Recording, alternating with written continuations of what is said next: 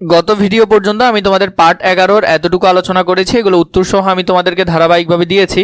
4 নম্বরটা থেকে এখন শুরু করব। শব্দগুলো সাজিয়ে বাক্য তৈরি করি। এই যে শব্দগুলো আছে এগুলো আমরা বাক্য তৈরি করব বা বাক্য লিখব। চুপ বসো সবাই করে, তাহলে এটা হবে কি চুপ করে বসো সবাই। তাহলে এই বাক্যগুলো আমরা এখানে সুন্দর করে করে সঠিকভাবে লিখব। চলো আমরা একটু দেখে নিই।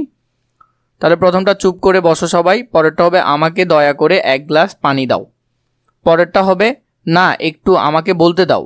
তাহলে এখানে কমা হবে, কি সুন্দর ছবি এঁকেছ, তুমি কতদিন পর এলে, তোমরা এক সময় এখানে থাকতে কি।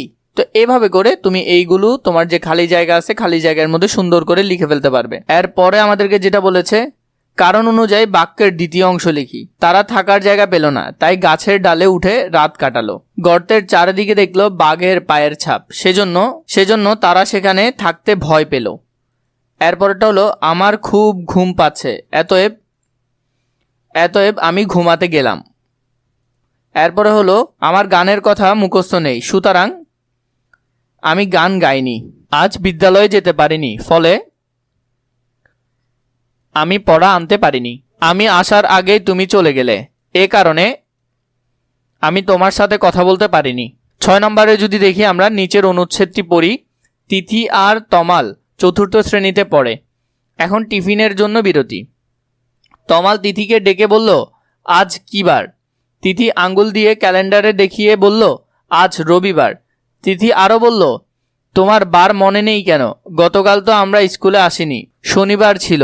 তমল হেসে বলল, আমি জানি। আরও বলল, দিনের নামটা তোমার জানা আছে কি না তা যাচাই করছিলাম। তিথি যা যা বলেছে সেগুলো হুবহু লিখি। তিথি যে যে কথাগুলো বলেছে আমরা সেগুলো এখানে লিখব। তিথি বলেছে আজ কি বার, আজ রবিবার। তাহলে এখান থেকে যেগুলো তিথি বলেছে সেগুলো আমি তোমাদেরকে সবুজ কালার করে দিচ্ছি। তাহলে এখানের মধ্যে তমাল যেটা, তমালের গুলো আছে, তিথির গুলো আছে। আমরা তিথিটা বলি। তিথি বলছে যে ক্যালেন্ডার দেখিয়ে আজ রবিবার, তাহলে এটা বলছে তিথি, এটা তোমরা এখানে সুন্দর করে লিখে নিবে। তিথি আরো বলেছে তোমার বার মনে নেই কেন, সেটাও এখানে লিখবে। এরপরে যদি দেখি আমরা তমালের গুলো, আমরা যদি দেখি তমাল বলল আজ কি বার, এটা তমাল বলছে, ইয়েলো কালার গুলো তমালেরটাতে লিখবে। তমাল হেসে বলল আমি জানি। তমাল আরো বলেছে, এখানের মধ্যে এই তমালের লাইনটা আছে। তো তাহলে এগুলো তোমরা সুন্দর করে এখানে লিখে নিবে। এরপরে 7 নম্বরে যেটা আছে, শিক্ষকের সহায়তায় বাঘ খেকো শিয়ালের ছানা গল্পটি অভিনয় করে। এটা তোমরা নিজেরা অভিনয় করবে, অভিনয় করে স্কুলে দেখাবে।